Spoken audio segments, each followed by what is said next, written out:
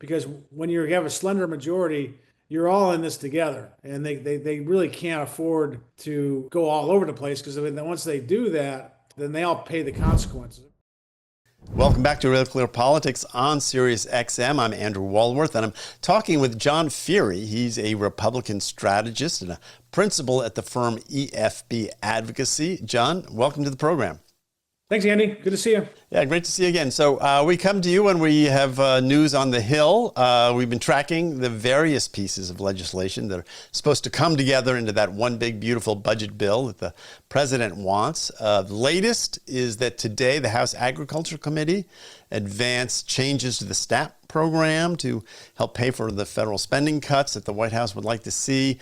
Democrats are critical, but they don't really have the votes. So all the real action is within the Republican caucus. Where do we stand, and what are the chances this bill gets through the House and onto the Senate? I think the chances are very good. The Ways and Means Committee passed their bill, I think, yesterday morning. Energy and Commerce Committee passed their bill, and then Agriculture passed their bill today. So those are the hardest three committees to get stuff done, because they were the Ways and Means Committee, had a lot of concerns about the state and local tax issue, which is SALT, and they're still trying to sort that out. But Energy and Commerce and Agriculture had the bulk of the spending cuts, and that's where you always have, some controversies. But I think some Republicans are going to be very unhappy up until they end up voting for the bill, and then they'll be happy. And this is all kind of a normal part of a reconciliation process. Reconciliation is mostly a process for the Senate, but the House has to go through it.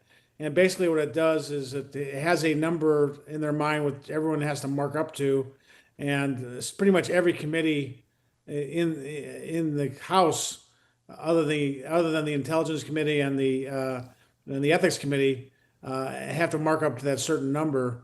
And all the committees have done what they're supposed to do.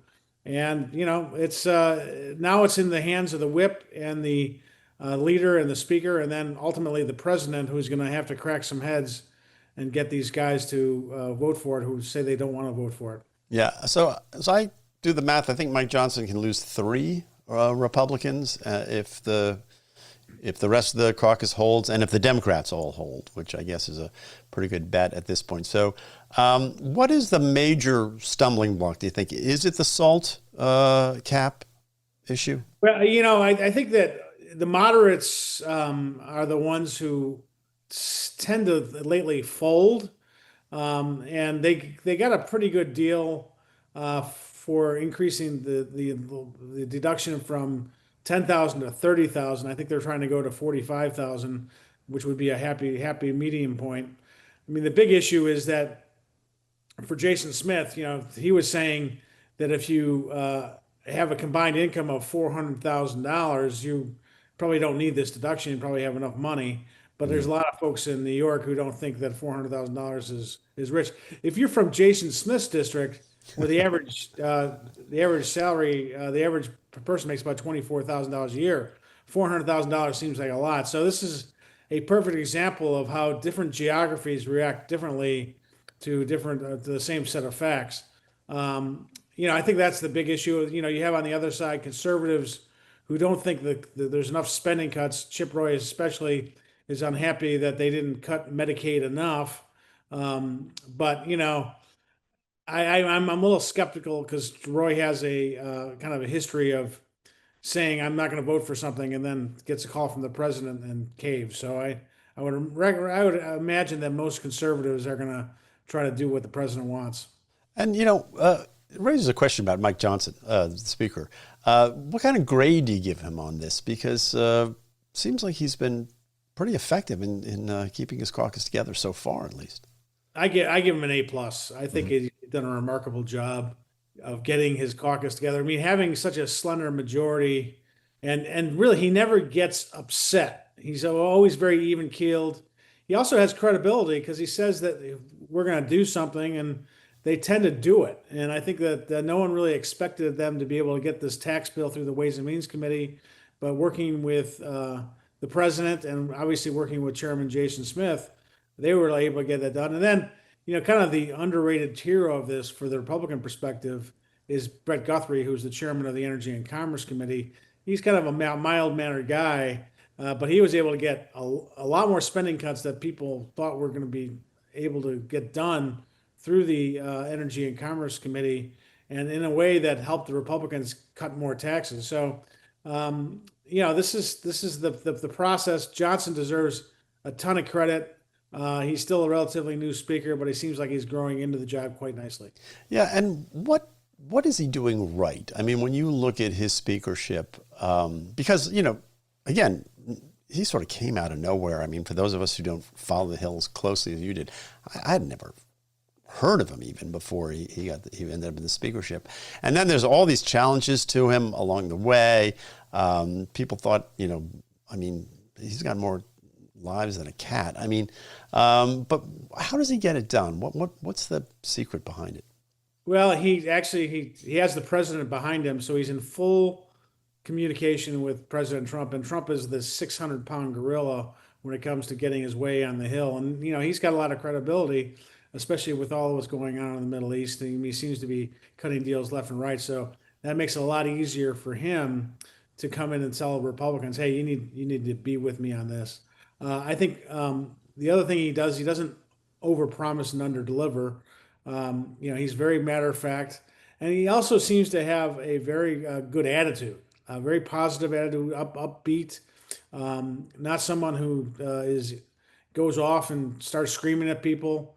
It's calmness that shows you're in control. And if you have someone who's calm when he's speaker, it does suffuse the whole caucus. And they seem like some like Nick LaLota from New York said this bill's dead on arrival. Well, it's not dead on arrival because everyone understands that you have to come together and pass it. And then the other thing is, people talk about how slender the majority is.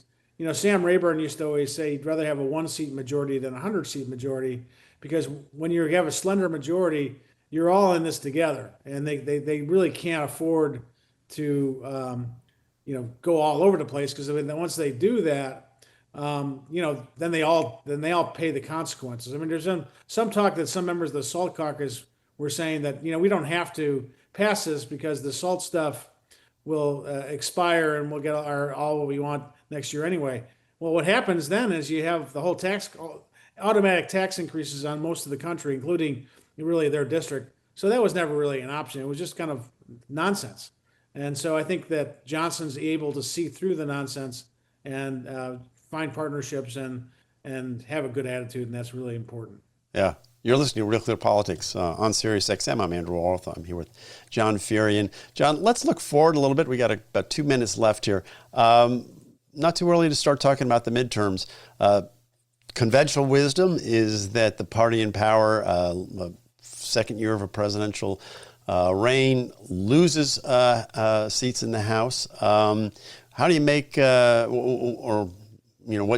are you betting right now in terms of whether the Republicans will be able to keep control of the House? I wouldn't bet against them. I know it's a very tight majority, but the Democrats are kind of in disarray. They're all over the place. They don't seem to be able to come up with a coherent message. They're spending more time talking about Joe Biden than Donald Trump. Trump is doing pretty well. And I think that, if they're able to get this tax bill through, it should have enough bang for the buck in the economy that it should hit the Republicans or in all these congressional districts right as they're standing up for re-election.